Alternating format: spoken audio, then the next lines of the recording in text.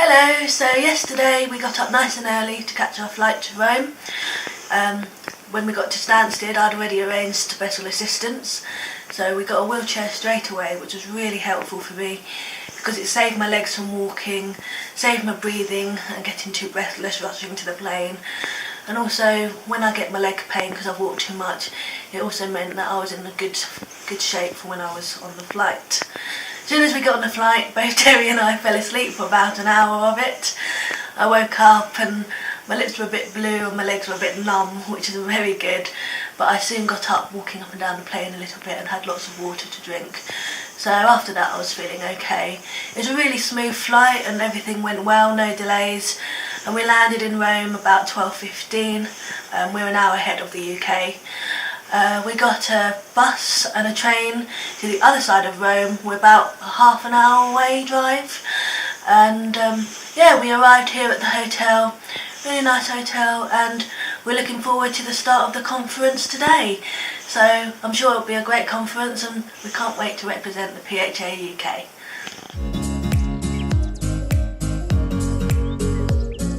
So it's the start of the day 2 of the conference. Yesterday was really interesting, listening to people talk about their specialist subjects.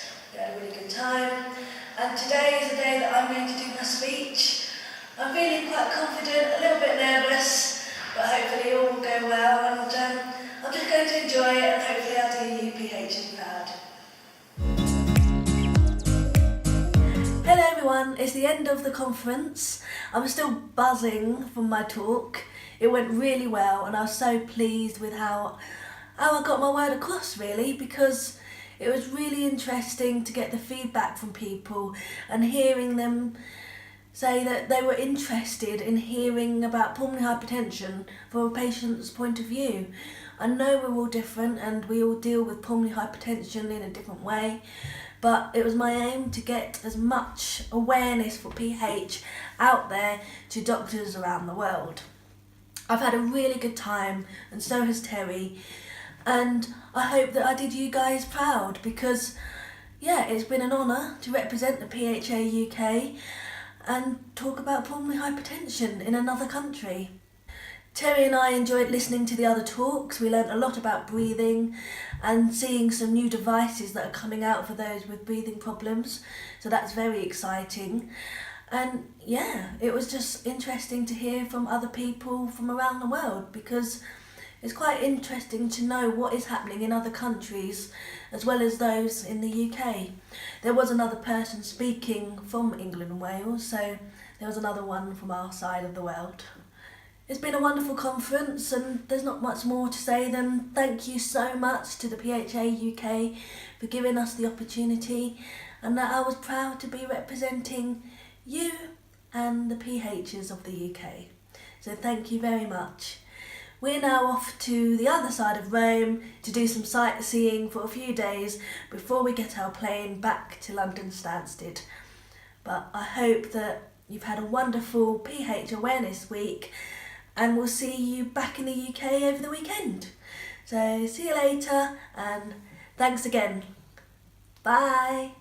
Introduce Miss Tess Jewson. Is correct? Yes. Okay, sorry if I make a mistake on the pronunciation. She will present living with pulmonary hypertension. I'm Tess Jewson, Tess for short. I'm an ambassador for the PHA UK, the charity that suffers from pulmonary hypertension. I was asked here today to speak about how I live with it because I raise a lot of awareness for it back at home. I also do have emphysema and bronchiectasis, which I'll explain later throughout the presentation of who I am. And so, I'll start with the presentation. I hope you enjoy, and if you have any questions, then please do ask at the end. But my breathing was getting worse and worse. I was on steroids. I've always been on antibiotics, but I had a chest infection. And then, come January 2008, I was walking back to college and I collapsed. My heart was racing, my chest was in agony, and I couldn't breathe. I was rushed to the Royal Brompton Hospital in London, and after MRI scans, echocardiogram, a right heart catheter. That's when I got my pulmonary hypertension diagnosis. And yeah, I'm under the PH team there, under Professor Gatzoulis. So in 2016, the PHA UK did a survey, and the survey is called What It Means to Live with PH Today. 10% of us were waiting over 3 years before we actually got our PH diagnosis.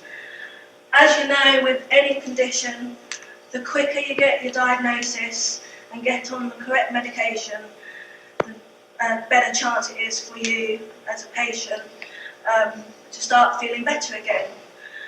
And this is what we're finding, that the PHA UK are trying to battle with GPs and doctors to make sure that the patients don't just get respiratory tests, they also get the cardiology tests as well, only to rule out the cardiology side, because if they haven't got PH then that's great, but they can then go down the respiratory side and stick with the inhalers and all the other respiratory medication that a patient may need. It affects us quite badly, and I still do have my blue badge, my blue inhaler to when I do get breathless. Sometimes it can still be my lungs, and so I do have the Ventolin, I think it's Ventolin, when I need it after a walk.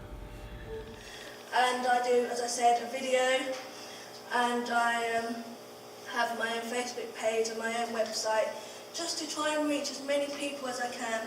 And it's just trying to talk about pulmonary hypertension and get it out in the world, because even though some doctors know and understand about it, and it's finally getting in the curriculum back in the UK for trainee doctors, I would just love it if people could understand it just that bit more, because it would help my life a lot more than it is.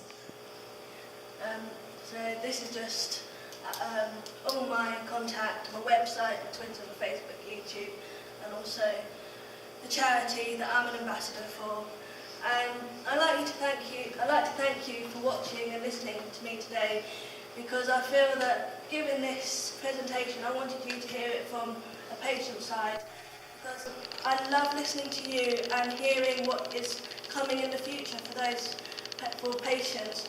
But sometimes doctors don't really have the chance to listen how all the stuff and hard work that you do, how we feel about it. So today I felt was really important, so you could see what it's like from my side. So thank you ever so much for listening, and thank you.